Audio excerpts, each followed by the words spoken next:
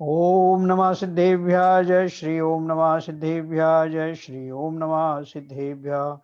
मंगलम भगवान वीरो मंगलम गौतमो गणी मंगलम कुंद कुंदाद्यो जैन धर्मोस्तु मंगलम सर्वमंगल मांगल्यम सर्व कल्याण कारकम प्रधानम सर्वधर्माणां जैनम जयतु शासनम जैनम जयतु शासनम जैनम जयतु शासनम।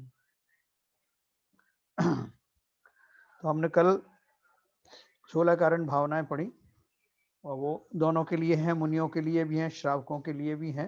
ये हमने और भी दूसरे ग्रंथों में चेक किया और वो जो साधु समाधि में आता है वो सब उसमें सभी साधुओं के लिए आ जाता है, तो इसलिए वो अलग से नहीं दिया हुआ है, इसमें समस्त साधुओं के बारे में ये कथन है। आज हम पढ़ेंगे 10 लक्षण धर्म के ऊपर।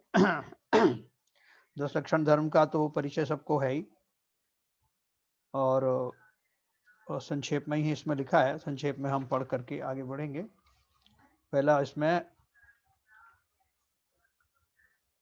हमने पढ़ा था कल, ये पर्व 10 दिन तक मनाया जाता है, प्रत्येक दिन एक एक धर्म की भावना भाई जाती है। Page number 232।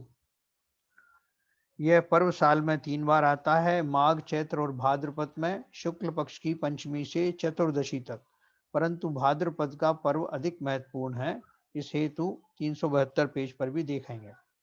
इन 10 लक्षणों के साथ उत्तम शब्द भी जोड़ा गया है, जिसका तात्पर्य सम्यक दर्शन पूर्वक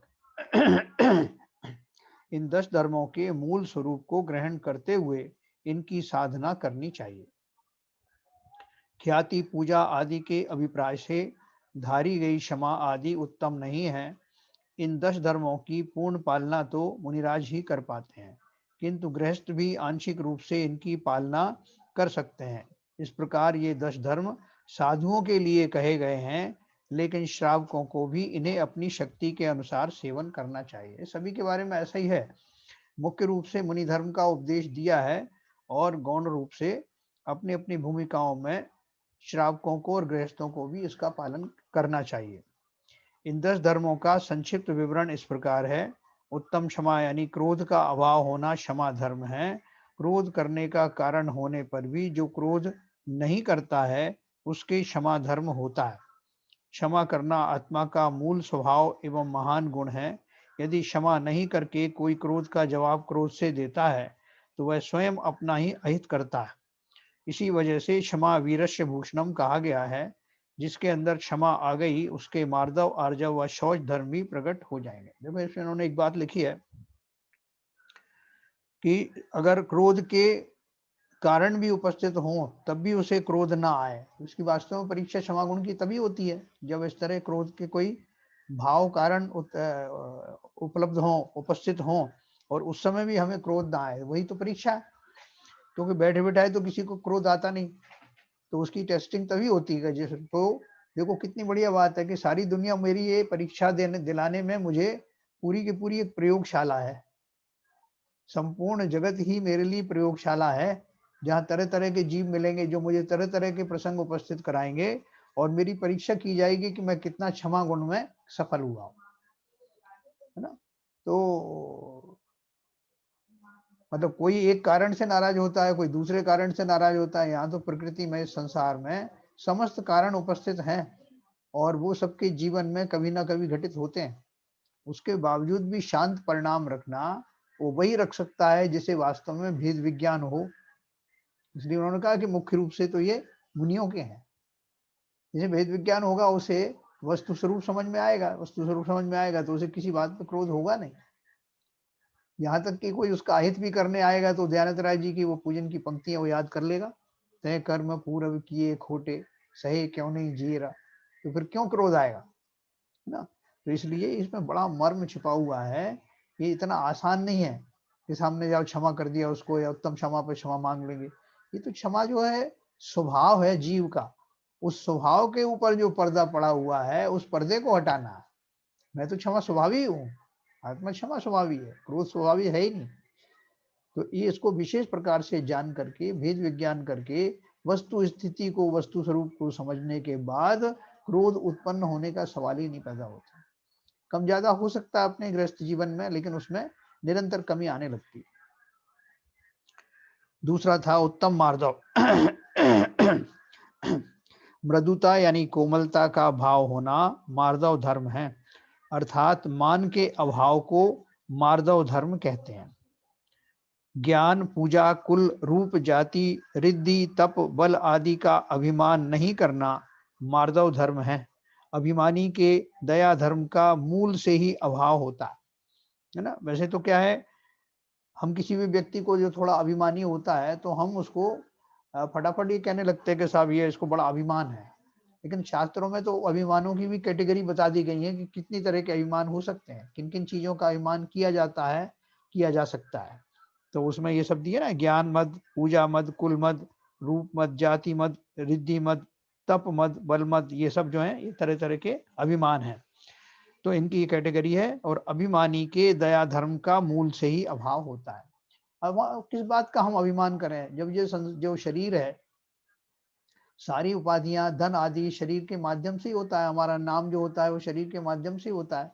और मैं ना तो मैं शरीर हूं और ना ही शरीर मेरा है, ऐसा जिन्हें पक्का विश्वास होता है वो अभिमान किस बात का करें। तो अभिमान तो वही मूर्ख करते हैं जिन्हें अपने शरीर आदि पर और शरीर के निमित्त से होने वाली उपाधियों पर घमंड करने का भाव आता है। धन आदि सब यहीं पड़े रह जाने वाले हैं, बल यहीं खत्म क्षीण हो जाएगा, सौंदर्य सब यहीं समाप्त हो जाएगी। तो इस तरह से ये सारी चीजें नश्वर हैं, इन पर किसी भी तरह से मद करना, घमंड करना उचित नहीं है। तीसरा है उत्तम आर्जव, मन वचन काय की सरलता होना, अर्थात कुटिल भावों को छोड़कर सरल हृदय से आचरण करना उत्तम आर्जव है। जो व्यक्ति दूसरे के साथ छल कपट करता है वह स्वयं को ही धोखा देता है और दूसरे की अपेक्षा स्वयं का अहित अधिक करता है ना। नहीं लहे लक्ष्मी अधिक छल कर, कर्म बंध विशेषता, भय त्याग दूध बिलाओ पीवे, आपदा नहीं देखता। ध्यान जी ने हर चीज को टच किया है ना। तो बोलते हैं कि जो भी तुम्हें प्राप्त होना है अपने पूर्वकृत कर्मों के अनुसार ही मिलेगा। अगर हम चाहें कि छल कपट के द्वारा उससे ज्यादा मिल जाए तो मिलेगा नहीं कभी। नहीं लहे लक्ष्मी अधिक छल कर, कर्म बंध विशेषता, है ना। सिर्फ कर्म के कारण ही, आपके पूर्व कर्म के कारण ही वो मिलेगा आपको। आप कितना ही छल कपट कर लोगे, तो अगर मान लो छल कपट करने के दौरान भी कभी मिलता हुआ दिखाई दे, तो ये मान लेना कि ये इस छल कपट की वजह से नहीं मिल रहा है, ये तो पूर्वकृत पुण्य के उदय से मिला। और जो आपने छल कपट अभी किया उसका फल आगे भोगने के लिए तैयार हो जाएगा। हमको लगता है ऐसा है कि एक साथ घटित होती है घटनाएं, हमको लगता है कि छल कपट से ही मिला। चौथा है उत्तम शौच, लोभ का त्याग करना शौच धर्म है। लोभ को पाप का बाप बताया गया है, अर्थात सब पापों की जड़ लोभ है। लोभवश मनुष्य अनेक गलत कार्य करता है और अपना पतन करता रहता है। पांचवा है उत्तम सत्य, जिस वस्तु को जैसा देखा सुना हो वैसा ही कहना सत्य है। अपन ने ऊपर जो पढ़ा, जो लोभ का, तो अपन को मालूम है ये लोभ जो है हमारा सभी भूमिकाओं में लोभ बना रहता है, और नहीं तो कुछ अच्छी चीजों का भी लोभ बना रहता है ना। इसलिए सूक्ष्म लोभ कषाय जो है 10वें गुण स्थान तक रहता है। तो छोटी छोटी चीजों का अगर हमें और कुछ नहीं तो हमारा बच्चे अच्छे रहें, हमको कोई कष्ट ना हो, इसका भी लोभ है ना। जिसमें राग जुड़ा हुआ होता है वो सारे लोभ होते हैं ना। तो लोभ का त्याग करना शौच धर्म है। जो मुनिराज पूरी तरह से करते हैं उन्हें किसी बात का लोभ नहीं, यहाँ तक कि मोक्ष जाने का भी लोभ नहीं। उन्हें तो मालूम है कि मैं अपनी पर्याय में अगर अपने स्वभाव में लौट आऊं, मेरे स्वभाव रूपी पर्याय का मैं उद्घाटन करूं, उसको इसी उसमें लेके आ जाऊं, तो बस जीवन सफल हो गया। उसे ही मोक्ष कहते हैं। मोक्ष कोई और नई चीज नहीं, सर्व कर्मों से रहित होने वाली जो अवस्था है, स्वभाव रूप से प्रकट होने वाली जो शाश्वत अवस्था है, उसके प्रकट होने हो जाने को ही मोक्ष कहते हैं। तो इसलिए उन्हें तो लोभ किसी बात का होता नहीं, फिर भी कर्मों के कारण कुछ समय तक अगर लोभ कषाय रहती है। पांचवा उत्तम सत्य, जिस वस्तु को जैसा देखा सुना हो वैसा ही कहना सत्य है। सत्य बोलना और झूठे वचनों का त्याग करना सत्य धर्म है। सत्य प्रिय और हितकर भी होना चाहिए। ऐसा सत्य भी नहीं बोलना चाहिए जिसकी वजह से किसी निरपराध जीव के प्राण संकट में पड़ जाएं। हमें असत्य वचनों से बचना चाहिए, क्योंकि एक बार बोली गई झूठ को छिपाने हेतु अनेक झूठ बोलने पड़ते हैं। देखो यहाँ ज्यादातर आपको जो छोटी छोटी किताबें मिलेंगी या आपको थोड़ा प्रारंभिक जानकारी जहाँ से मिलेगी, उन सब पुस्तकों में उत्तम सत्य के अंतर्गत सत्य बोलने की बात ही कही गई है। वास्तव में तो ये सत्य महाव्रत का एक छोटा सा भाग है, सच बोलना, लेकिन उसको मुख्य रूप से बता देते हैं क्योंकि हमारी जो भूमिकाएं हैं उनमें इसका बड़ा महत्व है। सत्य धर्म की चर्चा अपन ने पहले की थी दशलक्षण पर्व के दौरान, और आगे भी अपन और करेंगे विस्तार से। यहाँ उन्होंने खाली जो सत्य महाव्रत की वास्तव में चिंता जो वो किया है, वर्णन किया है। छठवां है उत्तम संयम। व्रत व समिति का पालन करना, मन वचन काय की अशुभ प्रवृत्ति का त्याग करना, इंद्रियों को वश में रखना उत्तम संयम है। संयम दो प्रकार का होता है। पहला प्राणी संयम, यानी सब जीवों के रक्षण का भाव होना प्राणी संयम है। दूसरा है इंद्रिय संयम, पांचों इंद्रियों व मन को नियंत्रित करना, ये इंद्रिय संयम में आता है। इसका और भी आगे डिटेल है, वो अपन पढ़ेंगे। फिर है उत्तम तप, इच्छा निरोधस तप है, अर्थात इच्छाओं का निरोध करना तप है। तप 12 प्रकार के होते हैं। जो व्रत उपवास आदि किए जाते हैं उनमें किसी प्रकार की आकुलता नहीं होनी चाहिए।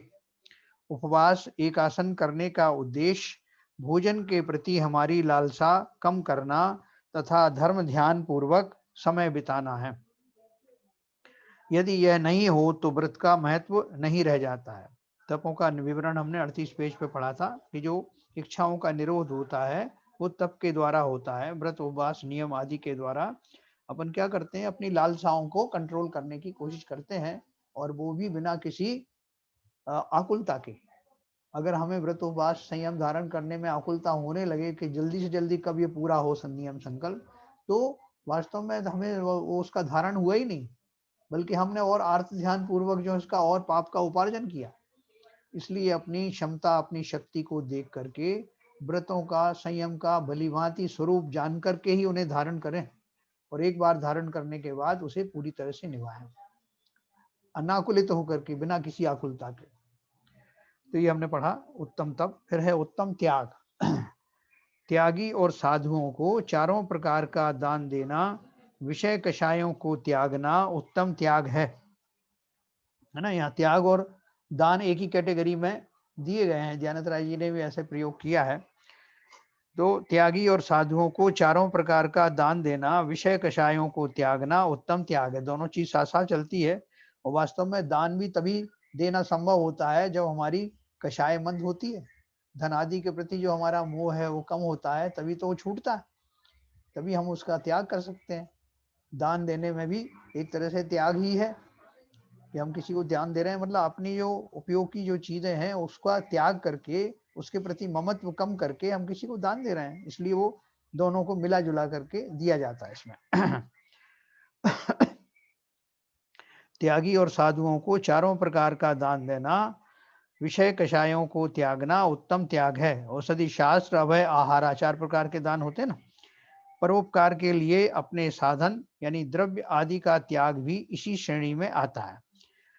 अंतरंग और बहिरंग दोनों प्रकार के परिग्रहों का त्याग उत्तम त्याग है। फिर है उत्तम आकिंचन। परिग्रह का स्वरूप हम और आगे भी पढ़ेंगे। न किंचन यश्य सह अकिंचन है, अर्थात जिसके कुछ भी नहीं वह आकिंचन्य है। समस्त परिग्रह का त्याग करके निर्लोभ भाव रखना तथा आत्मा के निज गुणों के अलावा जगत के सभी पदार्थों में राग भाव नहीं रखना ही अकिंचन धर्म है। देखो वास्तव में तो ये अकिंचन धर्म जो है सारे समय रखना, सारे समय रखेंगे तभी वो प्रैक्टिस होगी। जब अंतिम समय में समाधि मरण होगा तो उस समय जीव के भाव क्या आते हैं कि मैं संसार के इस किसी भी परिग्रह का ना तो स्वामी था, ना अभी हूं, ना कभी होऊंगा। संसार का कोई भी पदार्थ, ये तो मैंने जो अर्जित किया था उन्हीं की बात है, यहाँ तक कि संसार का एक अणु भी मेरा नहीं, मैं इनका स्वामी नहीं, इसलिए इनका त्यागने का तो स्वभाव स्वरूप सवाल ही नहीं आता। ये तो त्यागे गए हुए हैं, मैं कभी इनका स्वामी नहीं बना, ये अब मैं इनसे विरक्त हूं, इनसे अलग हूं, ऐसा उत्कृष्ट भाव जब जीव रखता है तो वास्तव में उन्हें उसे सभी पदार्थों से राग समाप्त हो जाता है। और ये अकिंचन धर्म जब जीवन में प्रकट होता है तो वो इतना हल्का हो जाता है कि अरे मेरा कुछ भी नहीं है। जैसे मैंने एक दो बार का आपको सुनाया, एग्जाम्पल दिया था कि जैसे कोई संघ में आप जा रहे हैं और आपके पास में, किसी के पास में 8-10 सूटकेस हो, आपके पास में एक बैग हो, तो आपकी आकुलता, ट्रेन आ गई तो उसमें चढ़ने के लिए सबको अपना अपना सामान चढ़ाना है, तो जिसके पास 10 सामान होंगे वो ज्यादा आकुलित रहेगा, जिसके पास एक है उसके पास कम रहेगा, जिसके पास एक भी नहीं है वो बिल्कुल नहीं होगा, सीधा चढ़ जाएगा, कोई तैयारी नहीं कुछ हुई। ऐसे ही जिसने ममत्व सारा त्याग दिया, संसार की समस्त वस्तुओं को त्याग करने की जरूरत कहाँ है, वो तो त्यागे हुए ही हैं, छूटे हुए ही हैं, हमने जबरदस्ती उनको अपना मान रखा था। और जो ये मान लेता है कि संसार की कोई वस्तु मेरी नहीं, मेरी कोई जिम्मेवारी नहीं, शरीर भी मेरा नहीं, वो व्यक्ति कितना हल्का हो जाता है। उसी के वास्तव में जो है समाधि होती, हर एक किसी के नहीं होती। तो ऐसे निर्लोभ भाव रखना, ऐसे वीतरागी भाव रखना, आत्मा के निज गुणों के अलावा जगत के सभी पदार्थों में राग भाव नहीं करना ही आकिंचन धर्म है। 10वां है उत्तम ब्रह्मचर्य। ब्रह्माणि आत्मनि चरतीति ब्रह्मचर्य है। ब्रह्म का आचरण करना, आत्मा में लीन हो जाना ब्रह्मचर्य है। बाह्य में मैथुन या काम सेवन का त्याग करना भी उत्तम ब्रह्मचर्य में आता है। ये तो बाहर का है, लेकिन अंतरंग में ब्रह्मचर्य किसे बोलते हैं? ब्रह्म का आचरण करना, आत्मा में लीन हो जाना, है ना। शील बाढ़ नवराग ब्रह्म भाव अंतर लखो, करी दोनों अभिलाख करो नरभव सफल सदा। ऐसा करके इन्होंने बोला है ना दयानंद राय जी ने, कि बाहर से तो इंद्रियों के भोगों का त्याग करना और अंदर से आत्मा में रमण करना, ये दोनों की संधि मिला करके ही ब्रह्मचर्य होता है। सिर्फ शरीर की क्रियाओं को छोड़ना ब्रह्मचर्य नहीं, शरीर की भी समस्त क्रियाएं, मतलब पंचेंद्रिय और मन सबको वश में करने के बाद, है ना, और अंदर में आत्मा ही मेरी है, उसके स्वरूप का चिंतन करना, उसमें स्थिरता प्राप्त करना, इन दोनों का सामंजस्य मिला करके ही ब्रह्मचर्य घटित होता है, आधा अधूरा नहीं होता। तो ब्रह्म का आचरण करना, आत्मा में लीन हो जाना ब्रह्मचर्य है। बाह्य में मैथुन या काम सेवन का त्याग करना भी उत्तम ब्रह्मचर्य में आता है, किंतु मात्र स्पर्शन इंद्रिय ही कामेंद्रिय नहीं है, अन्य इंद्रियां भी कामेंद्रियां हैं। किसी सुंदर शरीर, वैश्या, नृत्य, अश्लील चित्र आदि को चक्षु से देखना, या कामोत्तक गीत आदि को कर्ण इंद्री से सुनना, या भीनी गंध वाले इत्र आदि को नासिका इंद्री से सूंघना इत्यादि से भी हमारी इंद्रियां उधर आकर्षित हो जाती हैं। हमारा प्रयास यह होना चाहिए कि हमारा मन इन इंद्रिय विषयों के पीछे भागे नहीं।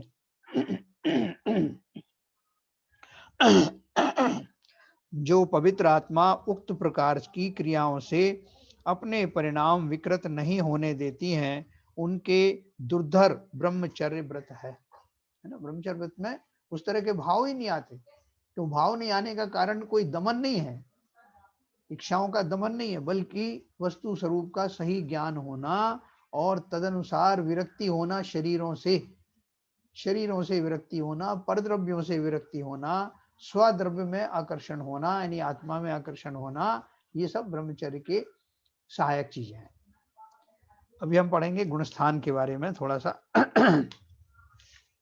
इसकी मैं थोड़ी भूमिका बता देता हूँ आपको, भूमिका के बाद में फिर अपन इसको शुरू करेंगे। देखो, गुणस्थान किसे कहते हैं? अपन गुणस्थान के बारे में बहुत चर्चा करते रहते हैं, लेकिन वो क्या है, जिन्होंने पहले से पढ़ा नहीं है उनको ये समझ में आता नहीं। तो इसमें दिया है, इसकी जो परिभाषा पहले मैं वो पढ़ता हूँ। मोह तथा मन वचन काय की प्रवृत्ति के कारण जीव के भावों में प्रतिक्षण होने वाले उतार चढ़ावों का बोध जिससे होता है, जैन आगम में उसे गुण स्थान कहते हैं, है ना। और बाकी जैसे दूसरी जगह भी ऐसे ही मिलेगा, मोह तथा योग के कारण होने वाले जो क्रमिक भाव हैं उनको उन गुण स्थान कहते हैं। तो यहाँ भी वही दिया है कि एक तो मोह हो गया, दो चीजें मिलकर के, एक मोह और दूसरा योग। और योग तीन तरह के होते हैं, मन वचन काय के। तो इन दोनों के मिश्रण से होने वाले जीव के भावों में प्रतिक्षण होने वाले उतार चढ़ावों का बोध जिससे होता है, जैन आगम में उसे गुणस्थान कहते हैं। अपन वो थर्मामीटर लगा देते हैं ना मरीज को, और बीच बीच में देखते रहते हैं अभी कितना टेम्परेचर है, अभी कितना टेम्परेचर है। उससे पता लगता है कि मरीज कितना स्वस्थ हुआ या कितना बिगड़ रही है हालत। उसी तरह से ये गुणस्थानों के द्वारा जीव के मोह रूपी परिणाम कैसे चल रहे हैं, उसमें वीतरागता कितनी प्रकट हुई है, कितनी नहीं हुई है, उसके अनुसार हमने 14 गुणस्थान जो है आप आचार्यों ने लिखे हैं। 14 गुणस्थान मतलब वो 14 कैटेगरी, 14 लेवल हैं। उस लेवल में से जो पहला लेवल है वो मिथ्या दृष्टि का लेवल है, जिसमें हम और आप सब हैं। दूसरा जो गुणस्थान आएगा, दूसरा तीसरा जो गुणस्थान आएगा, वो जब सम्यक दर्शन से जीव नीचे की तरफ गिरता है, तब वो दूसरे तीसरे गुणस्थान पढ़ते हैं। इसका अर्थ यह है कि पहले गुणस्थान के बाद, यानी मिथ्याद गुणस्थान के बाद जैसे ही जीव को सम्यक दर्शन होता है, उसका चौथा गुणस्थान प्रकट होता है। पहले के बाद सीधा चौथा, और उसके बाद अगर चौथे से फिर गिर जाए तो फिर पहले में आता है, लेकिन बाया दूसरे तीसरे आता है। ये सब हम चर्चा पढ़ेंगे। और इसमें क्या ये करणानी योग का विषय है, लेकिन इसमें बहुत सूक्ष्मता परिणामों की बताई गई है। आपको जैसे जैसे उसको आप उसको गहराई से समझने की कोशिश करेंगे, वैसा आपको उसमें इंटरेस्ट आएगा बहुत। जीव के परिणाम कैसे हो रहे हैं, मुनि कौन से गुणस्थान में होते हैं, ये वास्तव में चौथा गुणस्थान तो जो है अविरत सम्यक दृष्टि का है। फिर पांचवा गुणस्थान जो है लक्षुल्लक आदि का है, या जो पार्शियल जो व्रत धारण करते हैं उनका है, प्रतिमाधारियों का है। और छठवें गुणस्थान से मुनिचर्या शुरू होती है। तो अभी हम देखो इसके बारे में पढ़ेंगे। मोह तथा मन वचन काय की प्रवृत्ति के कारण जीव के भावों में प्रतिक्षण होने वाले उतार चढ़ावों का बोध जिससे होता है, जैन आगम में उसे गुणस्थान कहते हैं। जीव के परिणाम यानी भाव अनंत हैं, लेकिन मलिन परिणामों से लेकर विशुद्ध परिणामों अर्थात मिथ्या दृष्टि से लेकर मोक्ष प्राप्त करने तक की अनंत वृद्धियों के क्रम को बताने हेतु इन गुणस्थानों को 14 श्रेणियों में विभाजित किया गया है ना। मलिन परिणामों से शुरू करके उत्कृष्ट परिणामों तक के बीच की ये कैटेगरीज हैं। तो उनमें कैसे कैसे वृद्धि होती है वो बताया गया है। यही 14 गुणस्थान कहलाते हैं। जैसे ज्वर से पीड़ित व्यक्ति का तापमान, यही एग्जाम्पल दी है, थर्मामीटर द्वारा नापा जाता है, उसी प्रकार आत्मा के आध्यात्मिक विकास या पतन की नाप इन गुणस्थानों के द्वारा की जाती है। श्रावक अपने पुरुषार्थ द्वारा अपनी विशुद्धि को बढ़ाता है, जिसके कारण कर्मों का उपशम, क्षय और क्षयोपशम होता हुआ अंत में सभी कर्मों का क्षय हो जाता है, वही उसका मोक्ष है ना। एक्सट्रीम चीज बता दी कि हमारा जो पहला गुण स्थान है वहां से कहां तक विकास करें। श्रावक अपने पुरुषार्थ द्वारा अपनी विशुद्धि को बढ़ाता है, जिसके कारण कर्मों का उपशम, यानी कर्म जो है थोड़े समय के लिए दब जाते हैं, उदय में नहीं आते, उसे उपशम कहते हैं। क्षय, क्षय का अर्थ है पूर्णता सत्ता से निकल जाना, कर्माण शरीर से निकल जाना या उनको डिस्चार्ज हो जाना, उसको क्षय कहते हैं। और क्षयोपशम माने कुछ क्षय हो गए, कुछ का शमन हो गया है, ऐसे ही जो परिस्थिति है बीच वाली, होता हुआ अंत में सभी कर्मों का क्षय हो जाता है, वही उसका मोक्ष है।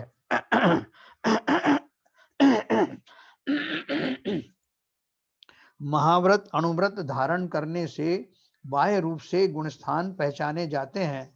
अंतरंग की पहचान मने पर्याय ज्ञान, अवधि ज्ञान और केवल ज्ञान का विषय है। क्या बताया इन्होंने, जब जीव महाव्रत अणुव्रत आदि धारण करता है ना, तो ये तो बाहरी साधन है ना, 28 मूल गुणों का पालन करना, या जो व्रत उपवास आदि धारण करना, या जो महाव्रत धारण करना, अणुव्रत धारण करना, ये सब तो बाह्य चारित्र में आते हैं। व्यवहार चारित्र में आते हैं। और अंतरंग का जो चारित्र है, निश्चय चारित्र है, उसकी पहचान किसको आती है? या तो उस जीव को स्वयं को आती है जो उस चारित्र के उस मार्ग पर बढ़ रहा है।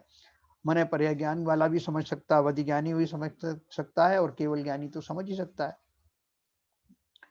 तो चूंकि ये परिणाम जो किसी के उसमें ज्ञान में तो आए होंगे ना, तभी तो उनकी रचना हुई। तो ये जो सर्वज्ञ की वाणी है, जो द्वादशांग वाणी है, उनमें सर्वज्ञ देव ने जो जाना है कि जीवों के कितने तरह के भाव होते हैं और कौन सा अंतिम भाव होता है जिस पूर्वक उसको मोक्ष होता है, इस अनुसार उन्होंने ये 14 गुण स्थानों का वर्णन किया है। हमको बहुत गहराई से इसको समझना है, क्योंकि हम सबको इसी प्रोसेस से अंतिम रूप से निकल करके मोक्ष जाना। वो बहुत इंटरेस्टिंग सब्जेक्ट है, लेकिन थोड़ा सूक्ष्म है, इसलिए जितना आप जो है सूक्ष्मता से सुनेंगे, ध्यान से सुनेंगे, उतना आपको समझ में आएगा। तो ये गुणस्थान 14 गुणस्थान होते हैं। पहला है मिथ्या दृष्टि गुणस्थान। मैं इसमें से आधे गुणस्थान अभी पढ़ूंगा, बाकी उसके बारे में हम प्रश्न उत्तर करेंगे बाकी बाद में। मिथ्यात्व कर्म के उदय से होने वाले तत्वार्थ के अश्रद्धान को, अर्थात विपरीत श्रद्धान को मिथ्यात्व कहते हैं। इस गुणस्थान वाले जीव को मिथ्या दृष्टि जीव कहते हैं। उसे सच्चा धर्म अच्छा नहीं लगता है। मिथ्या दृष्टि जीव है ना, अपन कह सकते हैं कि नहीं हमें तो अच्छा लगता है, लेकिन जैसा अच्छा लगना चाहिए, जैसा उसका भाव भाषण होना चाहिए, वैसा नहीं होता। जैसे ज्वर से पीड़ित व्यक्ति को मधुर रस भी अच्छा नहीं लगता है, उसी प्रकार मिथ्या दृष्टि को सच्चा धर्म अच्छा नहीं लगता है। संसार के अधिकांश जीव इसी श्रेणी के हैं। निगोदिया जीव, एकेंद्रिय से असंगी पंचेंद्रिय जीव, तथा देखो इसमें एक शब्द लिखा है ना, तथा जैनेतर समाज के सभी जीव मिथ्या दृष्टि होते हैं, अतः उनके प्रथम गुण स्थान ही होता है। जैनेतर का मतलब क्या है? जो जैन कुल में जन्मे नहीं है। तो वो उनको उन्होंने किस अपेक्षा से लिखा है? ऐसा नहीं है कि वो जो है आगे नहीं बढ़ सकते। बहुत सारे आपने देखा होगा कि हमारे साधु जो हैं वो ब्राह्मण समाज के हैं, बहुत सारे और भी दूसरी समाज के आते हैं और वो जैन धर्म में आ जाते हैं। तो जैनेतर कहने का अर्थ क्या है कि जिन्होंने अभी तक वो तत्वों का श्रद्धान नहीं किया, जिन्हें वास्तव में उस तरह की वस्तु व्यवस्था के परिचय नहीं हुआ है, जिन्होंने उन सिद्धांतों को नहीं समझा है, उनके लिए कहा गया है। जैनेतर का अर्थ वो है। बाकी दूसरे कुल, दूसरी जातियों में जन्म लेकर के भी अगर जिसने ये सब श्रद्धा पूर्वक समझा है, उन सबको हमारी कैटेगरी में आ जाएंगे वो। तो उनको प्रथम गुण स्थान होता है। अब दूसरा है सासादन सम्यक दृष्टि गुण स्थान। अनंतानुबंधी क्रोध, मान, माया, लोभ में से किसी एक के उदय में आ जाने पर उपशम सम्यक से पतित होकर जीव जब तक मिथ्यात्व में नहीं आता, तब तक उसे सासादन सम्यक दृष्टि जाना जाता है। देखो क्या बात कर रहे थे। मिथ्या दृष्टि जीव के दो भेद होते हैं, दो उसके अंदर में भाव होते हैं। एक भाव देखो, मोहिनी कर्म के दो भेद होते हैं, दर्शन मोहिनी और चारित्र मोहिनी। मोहिनी कर्म के तो जो दर्शन मोहिनी है, उसके कारण तो जीव का श्रद्धान सच्चा नहीं होता। मिथ्या दृष्टि पने का अर्थ क्या है कि उसका सच्चा श्रद्धान नहीं हुआ।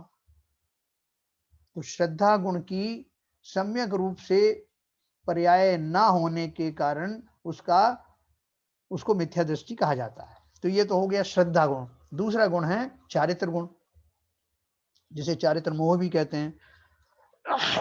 और चारित्र मोह का अर्थ क्या है? जिसके कारण से उसके जितने आचरण हैं, जिन्हें मैं चारित्र की श्रेणी में रखता हूं, वो सब मिथ्या होते हैं। क्योंकि श्रद्धा मिथ्या है, इसलिए आचरण भी मिथ्या है। श्रद्धा मिथ्या है, ज्ञान मिथ्या है, और चारित्र भी मिथ्या है। तो चारित्र जिसे कहते हैं, वो चारित्र के चार तरह की जो कषाय होती हैं, उन्हें चारित्र में मानते हैं। और मिथ्या दृष्टि की वो चार तरह की, सभी की चार तरह की कषाय तो वही है, क्रोध, मान, माया, लोभ। लेकिन मिथ्या दृष्टि जीवों की वो चार कषायों को अनंतानुबंधी क्रोध, मान, माया, लोभ कहते हैं। अब वो अनंतानुबंधी क्रोध, मान, माया, लोभ हो और साथ में मिथ्या दर्शन हो, तो वो जीव मिथ्या दृष्टि है पक्का। अब वो क्या बोल रहे हैं कि आगे आगे जब गुणस्थान चलते हैं तो वो गुणस्थान चलने में अपन ऐसा करेंगे, दूसरा गुणस्थान और तीसरा गुणस्थान अपन बाद में पढ़ेंगे, क्योंकि ये चतुर्थ गुणस्थान से गिरने के बाद में ये गुणस्थान आते हैं, तो इनकी चर्चा मैं आपको बाद में बताऊंगा, तो आपको जल्दी समझ में आए। अभी हम सीधा चौथे गुणस्थान पे चलते हैं। असंयत यानी अविरत सम्यक दृष्टि गुणस्थान, हमें सीधा वहीं जाना। अभी जो जीव सम्यक दृष्टि तो है लेकिन संयम नहीं पालता है, वह असंयत सम्यक दृष्टि है।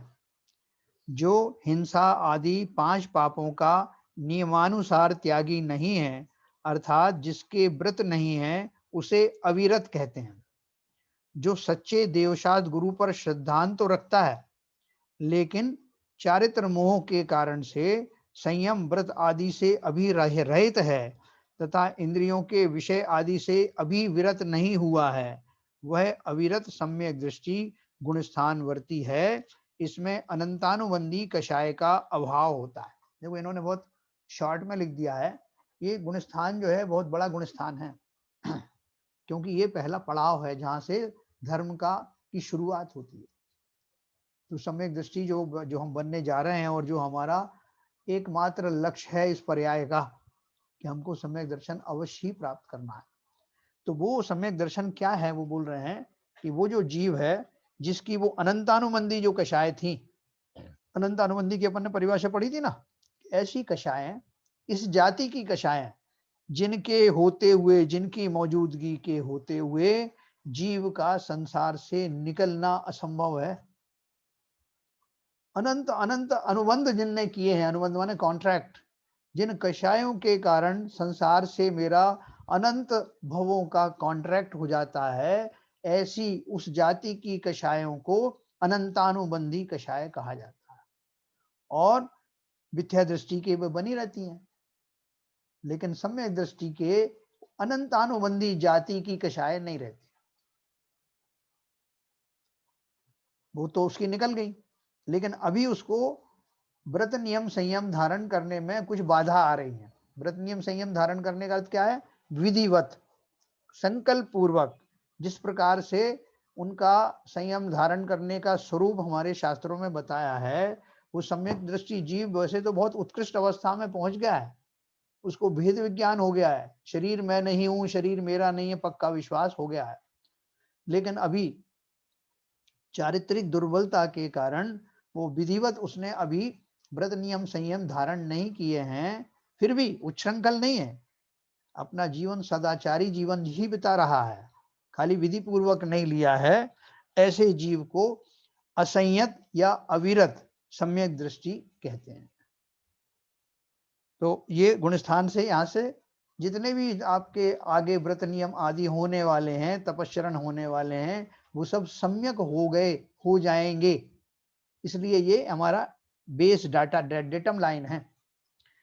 दर्शन मोह के, इसलिए उन्होंने लिखा ना, इसमें अनंतानुबंधी कषाय का अभाव हो जाता है। अब उसकी जो कषाय 3 चौकड़ी की रह जाएंगी, प्रत्यक्षानावरण, प्रत्यक्षानावरण और संजुलन, जो हल्की कषाय हैं उनसे हमारा संसार से निकलना बाधित नहीं होता, हम निकल जाएंगे। दर्शन मोह के उपशम होने से सम्यक दृष्टि है, किंतु चारित्र मोह के उदय से चारित्र ग्रहण नहीं कर पा रहा है, अतः वह असंयत है। ये चौथा गुणस्थान है। अभी हम इसकी बहुत चर्चाएं करेंगे, अभी ये संक्षेप में है। इसके अगला है पंचमा गुणस्थान, जिसे संयता संयत या देश विरत गुणस्थान कहते हैं।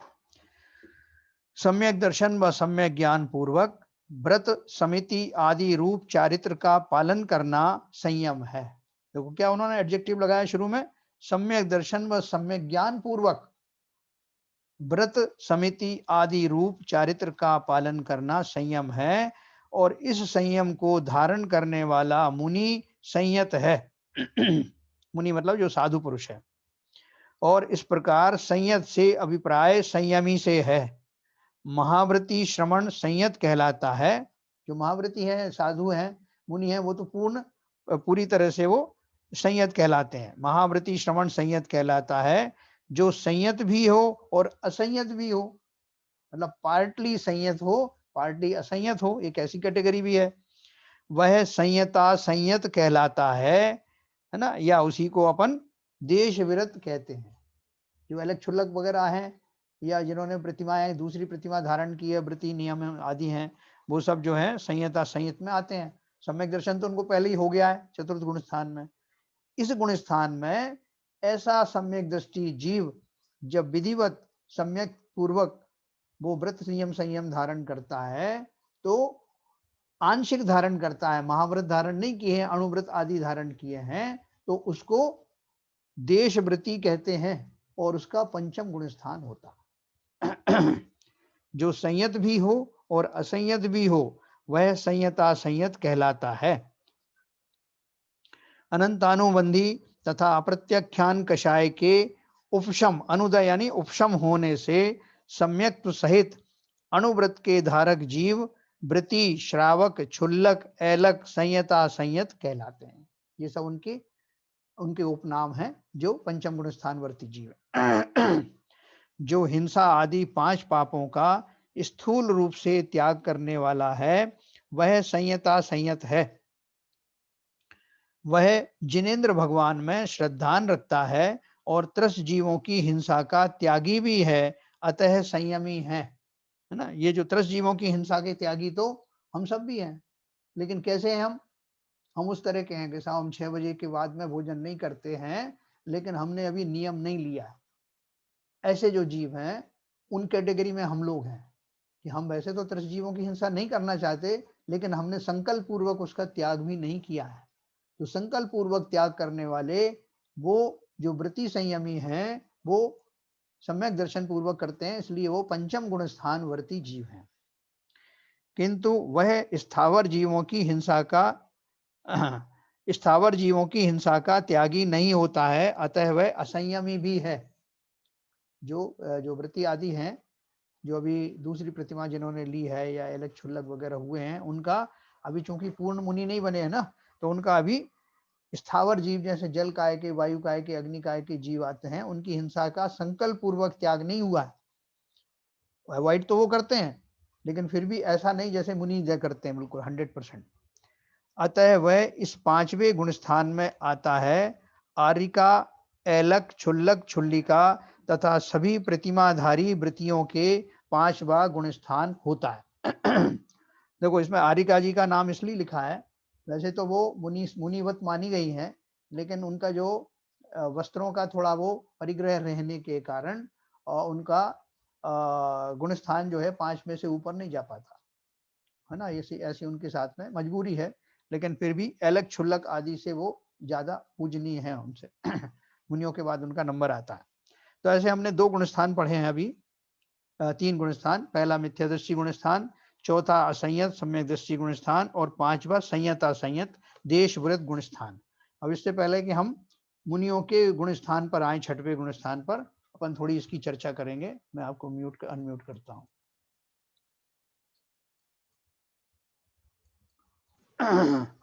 हाँ साहब बोले। जी बोले। पेज 233 पे हाँ, इसमें एक वक्तव्य आया है, आपने पढ़ा है जी। ख्याति पूजा आदि के अभिप्राय इसके धारी की गई क्षमा आज उत्तम नहीं है। हाँ इसको थोड़ा एलोबरेट करेंगे। हाँ हाँ,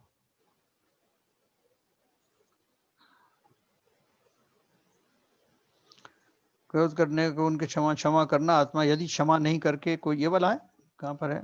क्या ये 233 पेज पे पहले ही स्टेंजा है।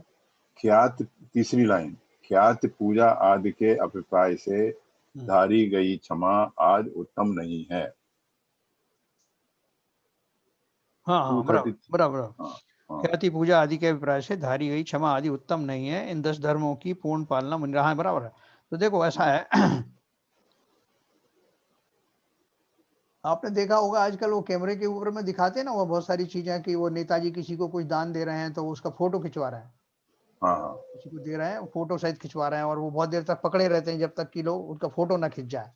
तो वहां उनकी अभिलाषा क्या है वो देने की, कि मेरी जो प्रशंसा हो, सब जगह फोटो जाए, लोगों को मालूम पड़े कि नेताजी बड़े दानी हैं और गरीबों को उन्होंने शाल उड़ा करके उनका अभिवादन किया, उनको ये चीज दी।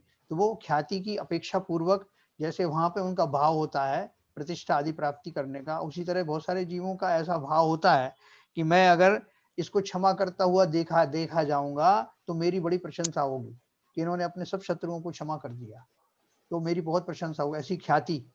उसकी अभिलाषा पूर्वक किया गया क्षमा वो निरर्थक है, क्यों अंदर तो भावों में तो मेरे बहुत कुछ पड़ा हुआ है, लेकिन मैंने स्टेज से या और लोगों को दिखाने के लिए, उनको इन्फ्लुएंस करने के लिए इस तरह से दिखाया, तो वास्तविक क्षमा नहीं है। चाहे आपने पूजा पूजा आदि है ना, ख्याति पूजा आदि के अभिप्राय से, यानी पूजा का अभिप्राय है, इसका दो अर्थ मीनिंग है कि मैं पूजा भी कर रहा हूं तो दूसरों को दिखाने के लिए कर रहा हूं, एक तो ये, दूसरा ये कि मैं इसलिए पूजन कर रहा हूं कि जिससे कि लोग ये समझें कि बड़ा धर्मात्मा है ये, और ये इसने जो है तो पूजन करना, चूंकि मैं पूजक हूं इसलिए मैंने सबको क्षमा किया, ऐसा वचन से भी बोल देता है। लेकिन जब तक अभिप्राय में किसी तरह का खोटा भाव है, किसी तरह की ख्याति प्राप्त करने का भाव है, तब तक सारी प्रकार की जो क्रियाएं हैं वो सब जो है झूठी ही हैं, वो क्षमा मैंने किया कहाँ। तो इस तरह से वो उनका अभिप्राय ये है कि प्रसिद्धि के लिए किया जाना वाला या दूसरे तरह के भाव से किए जाने वाली क्षमा वो क्षमा नहीं है। क्षमा का असली कारण क्या होना चाहिए कि वास्तव में भेद विज्ञान पूर्वक मेरा स्वभाव क्या है, मेरा क्षमा स्वभाव है, कोई जीव मुझे वास्तव में कष्ट देता नहीं है, उनके प्रति होने वाला समता का भाव पूर्वक ही होने वाली क्षमा वास्तविक क्षमा है। समता के अतिरिक्त कोई भी अगर भाव है तो वास्तविक क्षमा का भाव नहीं, ऐसा। और बताएं। दूसरा था, जब आत्मा का स्वभाव ही क्षमा है, हाँ, देखो इसमें तो पूजा का एक अर्थ और भी हो सकता है कि जिससे लोग मेरी पूजा करें। हाँ, वही हाँ, मैं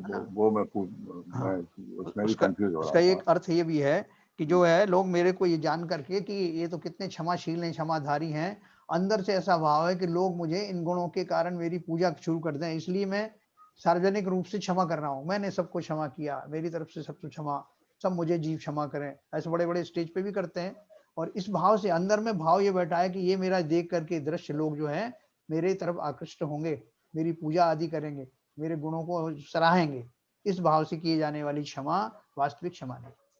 हाँ, हाँ वही पूछ रहा था। दूसरा हाँ आगे लिखा है हाँ उत्तम क्षमा के स्टेंजा में, जी क्षमा करना आत्मा का मूल स्वभाव एवं महान गुण है।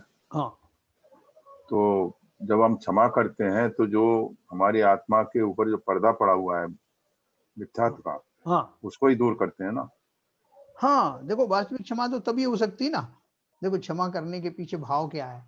अभी जैसे कि दयानंद राय जी ने सब बोला ना आपको, घर ते निकाल गाली सुन मनी, खेद न आनो गुण को अवगुण कहे अयानो, कहिए अयानो वस्तु छीने बांध मार वो विधि करे, घर ते निकारे तन विदारे बैर जो न तहां धरे।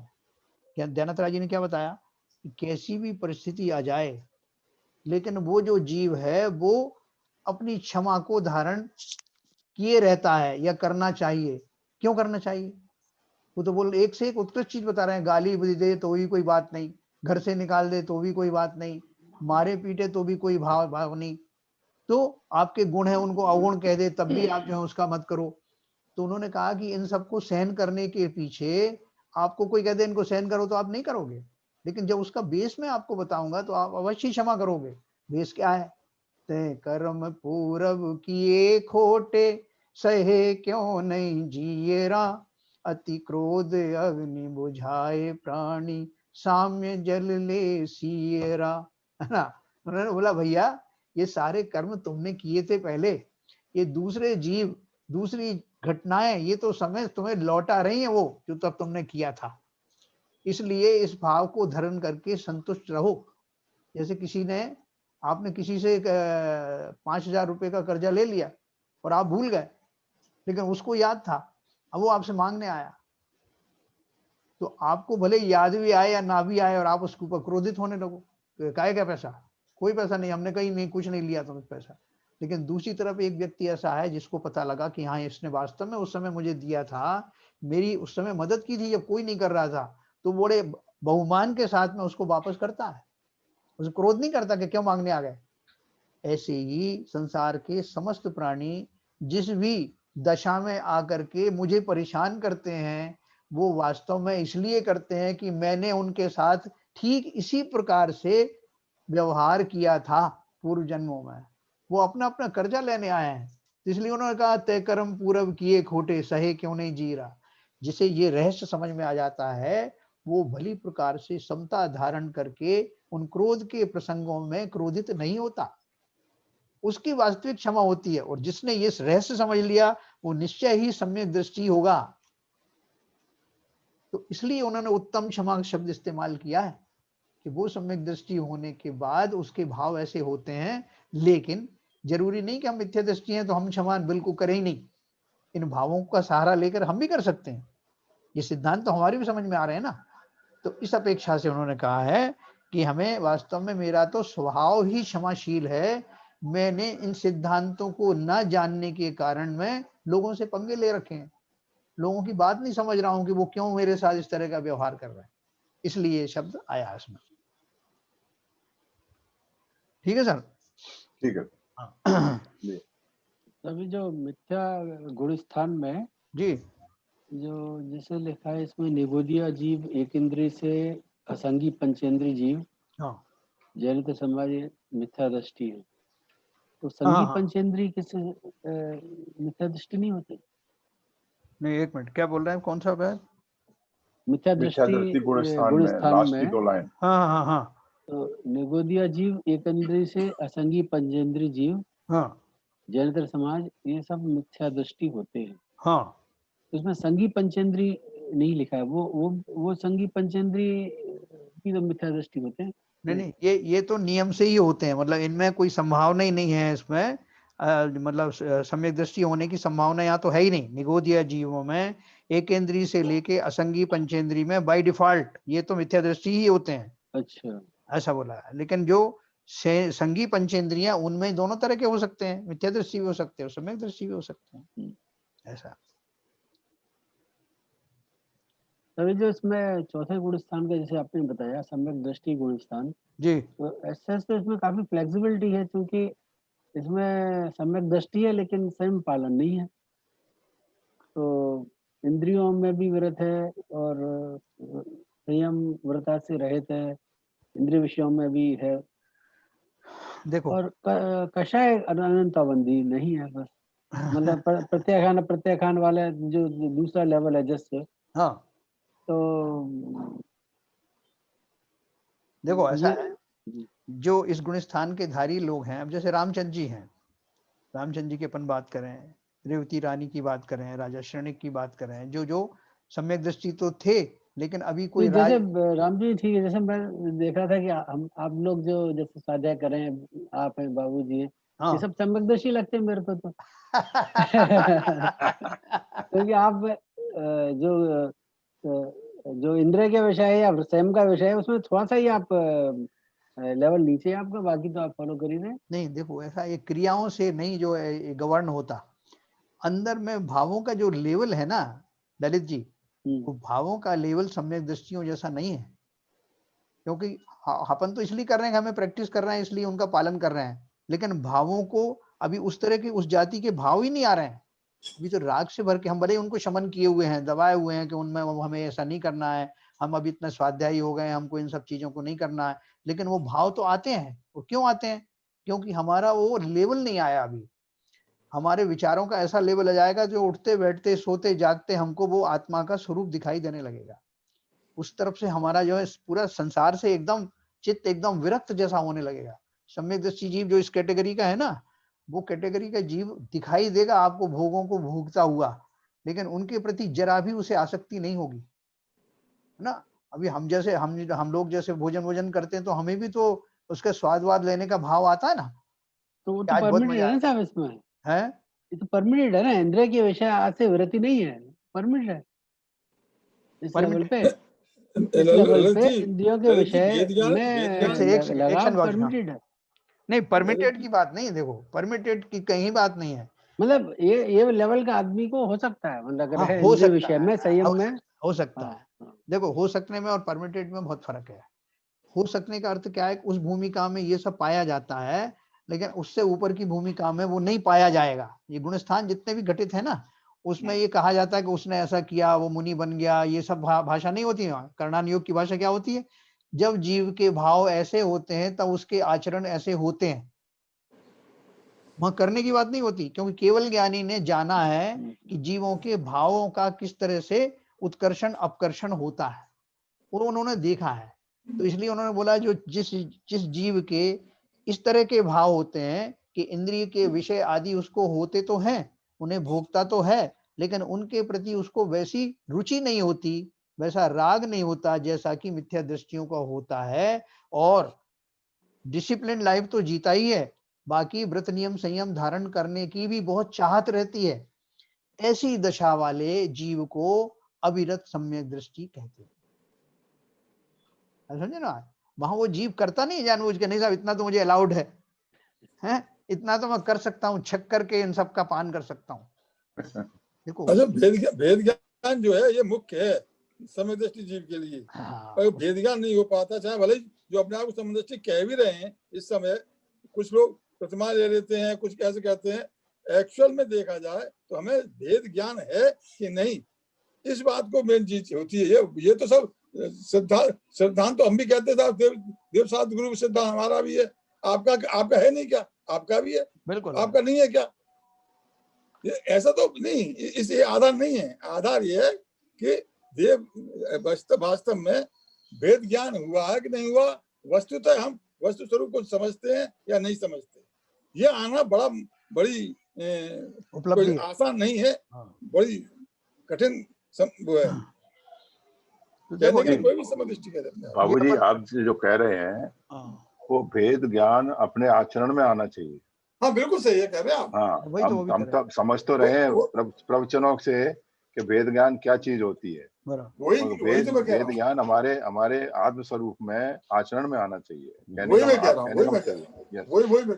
अभी शुरू में आदमी यही प्रयत्न करता है, लेकिन ये सब प्रयत्न बाहर से हैं। अभी जब वो सिद्धांत जो है वैसा ही हमको अंदर से भाव भाषित होने लगे कि वास्तव में भेद विज्ञान का अर्थ क्या, और उसका मैंने जैसे बताया आपको कि छोटी सी एक प्रयोगशाला में वैज्ञानिक अपने प्रयोग करता है कि ये चीज जो प्रोडक्ट मैंने बनाया वो कितना कारगर है, इसमें ये चीज डालूं तो वापस में वैसे ही रिएक्शन होना चाहिए हर बार, ऐसा करके देखता है। उसी तरह से संसार पूरी प्रयोगशाला है। इस संसार में तरह तरह के जीव, तरह तरह की घटनाएं आपकी परीक्षा करते रहते हैं कि अगर भेद विज्ञान आपको हो गया है तो आपको जो क्रोध आदि के प्रसंग हैं वो हल्के हो जाएंगे। क्रोध आएगा भी तो उस जाति का नहीं आएगा जो पहले आता था। क्रोध आएगा क्योंकि भी उसका सान्निध्य आगे की गुण स्थानों में भी है, लेकिन उसकी जाति बदल जाएगी कि किसी को मारने धारने के भाव नहीं होंगे, क्षणिक क्रोध आदि होंगे, क्षणिक जो दूसरी कषाय होंगी, लेकिन अंदर में स्वरूप में पक्का विश्वास होगा कि मैं ये शरीर ही नहीं हूं। जिसने भेद विज्ञान किया सबसे सम्यक दर्शन हुआ, उसका सबसे पहला कारण तो यही होता है ना कि उसको ये जान करके कि ना तो ये पर्याय में उपस्थित ये शरीर मेरा है और ना ही शरीर मेरा स्वरूप है। अपने स्वरूप का जिसे ज्ञान हो गया वो किन्हीं चीजों से, भोग आदि से, पर वस्तुओं से ऐसा राग नहीं रखेगा जैसा राग मिथ्या दृष्टियों को होता। ये उसका तो अपन सब प्रैक्टिस कर रहे हैं ललित जी, आप भी कर रहे हो, हम भी कर रहे हैं अभ्यास। आपने बड़ा अच्छा हम लोगों को वो दे दिया एक टाइटल, हाँ कि सम्यक दृष्टि जैसा है। ये तो बहुत उपलब्धि होगी जिस दिन सम्यक दर्शन। और देखो कोई विशेष फर्क नहीं है बाकी जीवों में हम में, अपन सब जो है कब किसको कितना ऊपर पहुंच जाएगा कुछ पता नहीं। हम में से बैठे हुए लोग बात करते रह जाएंगे और हम में से कौन जो है आगे बढ़ जाएगा। अरे बताया ना आपको संजय प्रकाश जी ने, उनके कलीग ही मुनि हो गए। और उनको इस बात का गर्व है कि देखो वो हो गए, उनको भाव ऐसे हुए और पहुंच गए, मैं अभी इस श्रेणी पे हूं। जब वो हो सकते हैं तो मैं भी हो सकता। अभी तो एग्जांपल दिया था कुछ दिन पहले संजय। बिल्कुल बिल्कुल बिल्कुल बिल्कुल। देखो ये जो हमारा जो चतुर्थ गुण स्थान है इसको अपन इतना हल्के से ना लें। इन्होंने क्या किया एक्चुअली सभी जगह पे अविरत शब्द को डिफाइन करने के लिए उसको इतनी ज्यादा उसमें वो तूल दिया गया है कि उसके ऐसे व्रत नहीं होते, उसके ऐसे नियम नहीं होते, इसलिए वो बताया गया कि अविरत का अर्थ क्या है। लेकिन वास्तव में तो वो सम्यक दृष्टि जीव जो मिथ्या दृष्टि जीव से उससे लाख गुना जो है विरत ही होता है। बिल्कुल सही है, बिल्कुल सही है, बिल्कुल सही है। अच्छा। हाँ, ये सारे जो हमारे जितने भी जो हम जो मिथ्यादृष्टि जीव बल्कि वो ज्यादा होता है हम हमारे जो खोटे हमने धारण कर लिया कि साहब मेरा आज 4 उपवास है, मैं अष्टमी को उपवास कर रहा हूँ, ये तो हमारे बाल व्रत नियम है। वो तो जो है बिल्कुल बलपूर्वक संकल्प पूर्वक उसके भाव ही ऐसे होते हैं, लेकिन विधिवत नहीं ले रहा है संकल्प। जैसे मैंने बताया कि वो सारे लोगों ने बोला हम 6 बजे से पहले भोजन कर लेते हैं, लेकिन अभी थोड़ा सा एक चारित्रिक दुर्बलता के कारण ऐसा नियम नहीं ले पा रहा है। ऐसे उस सम्यक दृष्टि जीव के अनेकों नियम हैं जिन्हें वो संकल्प पूर्वक भले ही नहीं ले रहा है, लेकिन जीवन में पूरा अनुशासन आ गया है 100%। ये तो अविरत की परिभाषा देने के लिए और उसको दूसरे गुण स्थानों से अलग दिखाने के लिए उसको इतना ज्यादा उस पर स्ट्रेस दिया गया है। बाकी तो देखो शास्त्रों में एक बात आती है कि सम्यक दृष्टि के भोग निर्जरा के कारण है। इतनी बड़ी बात बड़े बड़े ग्रंथों में लिखी, तो क्या भोग करने से भी किसी को निर्जरा हो सकती? ये बंदो क्वेश्चन करने लगेंगे तो कर्म सिद्धांत ही गलत हो गया कि आप खूब जम के भोग करो और आपको निर्जरा होगी कर्मों की। फिर उसका अर्थ बताया, उसका अर्थ क्या बताया कि सम्यक दृष्टि को जो भोग आदि सामग्री पिछले पुण्य के उदय से मिलती है, उनका वो भोग करते हुए तो दिखाई देता है क्योंकि उसको मिला हुआ उस पर्याय में, लेकिन चूंकि उसके भाव वो रुचि पूर्वक नहीं भोगता है, इसलिए उस काल में उसका नवीन कर्म बंद नहीं होता। पुण्य कर्मों को काट रहा है वो, और पुराने कर्म जो है वो पुण्य फिर कर्मों को जाते हैं, वो पुण्य से बंधे हुए हैं उसे काट रहा है, फिर जाता है। सही कह रहे हैं बाबू जी, उसे काट लेना कह लो तो और भी अच्छा है। वो इसीलिए तो उसके निर्जर उसके कारण बनते हैं। हाँ भाई सम्यक दृष्टि के जो भोग हैं वो निर्जरा के कारण इसलिए बनते हैं कि वो जो है जो उनके जो पुण्य कर्म का जो उदय हो रहा है, जो पुण्य कर्म आ रहे हैं उसको भोग करके वो उनको उनकी निर्जरा कर रहा है। ये समझिए बाबूजी आप कह रहे हैं पुण्य कर्म खिर गए ना, खिर गए तो उनकी निर्जरा होगी, वो खिर गए और नवीन बंद नहीं हुआ, नवीन बंद नहीं हुआ तो इसलिए निर्जरा होगी। इसलिए उसी उद्देश्य से तो भाई साहब कह रहे हैं कि सम्यक दृष्टि जीव की भोग भी निर्जरा के कारण बनते हैं, चूंकि वो खिर गए, उन्होंने नए कर्म नहीं बांधे नहीं, इसलिए और वो भली बात ही जानता है कि ये मेरे पिछले पुण्य के उदय से आई सामग्री, इसमें मेरा क्या है। हाँ बिल्कुल सही। उसको उसमें कोई भी हम लोगों को तो घमंड हो जाता ना, देखो साहब वो मैंने उनको एक ऐसा कहा, ऐसा उन्हें उपाय बताया कंपनी में, तो मुझे उन्होंने 1 लाख रुपए का बोनस दे दिया। अच्छा मैं ही हूँ तो कर्म भर गए और कर्म मान लिए। हाँ, अपन को अपनी बात पे बहुमान आने लगता है, सम्यक दृष्टि को नहीं आता। चक्रवर्ती भी सम्यक दृष्टि है तो उसको नहीं आता कि ये तो सब पुण्य वगैरह हैं, आ गए ठीक है, बहुत सही, बहुत सही। ऐसा भाव होकर नहीं। देखिए ऐसे ऐसा आपने एक बार एग्जांपल दिया था लाइव अमित जी का, उनको उनकी कंपनी ने उनको अवार्ड में राशि दी थी, तो उन्होंने उसका बहुमान नहीं किया, बिल्कुल बोले मेरे पुण्य कर्म का उदय है, और उन्होंने वो राशि सीधा अपने हॉस्पिटल में लगा दी। हाँ बराबर। और उसका उन्होंने कोई वो नहीं किया अभिमान। तो इस तरह की भावना मतलब विचार रखना, बिल्कुल ये ऐसे लोगों को आता है जिनके भाव शुभ हो। अमित को ये मैंने आपको किस्सा सुनाया था ना, उसको दिल्ली में किसी और काम से कंपनी ने भेजा, रिलायंस में काम करता है वो, अब वही बताया था। हाँ, तो बाकी वो क्या था कि उनका वो कंपनी का कोई 250 करोड़ रुपए बाकी था वो गवर्नमेंट में कहीं दिल्ली में, तो वो वापस नहीं आ रहा था, बहुत सारे लोगों को भेजा और नहीं दे पा रहे थे, मिल नहीं रहा था। तो अमित किसी दूसरे काम से गए वहां पर, तो उन्होंने ये भी जिक्र कर दिया इनको बोल के भाई ऐसा ऐसा वो 250 करोड़ रुपए बाकी थे, तो उन्होंने तुरंत चेक दे दिया। अब चेक उनको तभी देना हुआ जब अमित कुमार जी वहां पहुंचे, तो कंपनी ने उसका जो है बड़ा सेलिब्रेशन किया कि जो काम कोई नहीं कर पाया वो अमित ने कर दिया, तो उसको 5-10 लाख रुपए बोनस में दे दिए। बताइए। और उसने कहा, उसने मना किया अपने बॉस से कि साहब मैंने तो ऐसे ही कह दिया था, मेरा इसमें कोई भी कंट्रीब्यूशन नहीं है, वो तो देने ही वाले थे वो। तो उन्होंने कहा क्या बात करते हो, ये तो आपका जो विनम्रता है ना, तो आपने किया था इसलिए आपको उतना बोनस सब दिया, और देते रहते हैं उसको, एक जरा सा कोई आइडिया दे दो उसको लाखों रुपए दे देते रहते हैं। वो काम जब उदय में आते हैं तो ऐसे ही आते हैं भैया, उसको मालूम है ये बात, तो इसलिए उसको कोई घमंड नहीं इस बात का। ऐसे हमारे जीवन में भी अगर पॉजिटिव चीज आए तो उनका घमंड नहीं करना, नेगेटिव आए तो उसका पश्चाताप, दुखी मत होना, मैंने ही कुछ किया होगा ऐसा, ते पुण्य ते पाप क्या है ना, ते कर्म पूर्व किए खोटे, ऐसे भाव रख के समता रखना, इसी का नाम समता है। क्योंकि हम ये चतुर्थ गुण स्थान में स्थापित होने जा रहे हैं, इसलिए हम इस गुण स्थान की चर्चा और भी आगे बहुत विस्तार पूर्वक करने वाले हैं। न केवल इस गुण स्थान की बल्कि इसके आगे के समस्त गुण स्थान की, जिन पूर्वक ही मेरी मुक्ति होगी। तो आज की बात हमने गुण स्थानों का एक परिचय शुरू किया है, कल हमारी और बात चलेगी आगे। अभी समय हो गया है और किसी को कोई और प्रश्न हो इस बारे में तो कल पूछ सकते हैं। जिनवाणी की स्तुति करेंगे।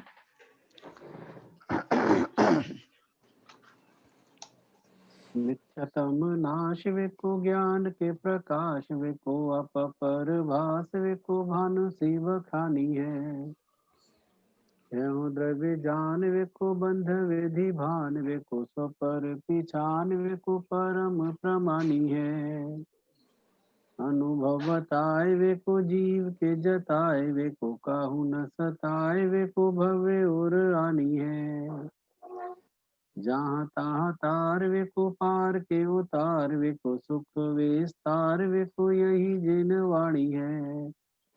ये जिनवाणी भारती तुहे जपूदर रैन, जो तेरी शरणा गए सो पावे सुख चैन। जिनवाणी के ज्ञान से सूझे लोकालो, तो वाणी मस्तक नमो सदा देते हैं धो, सदा देते हैं धो। जिनवाणी माता की जय। जय जय जय।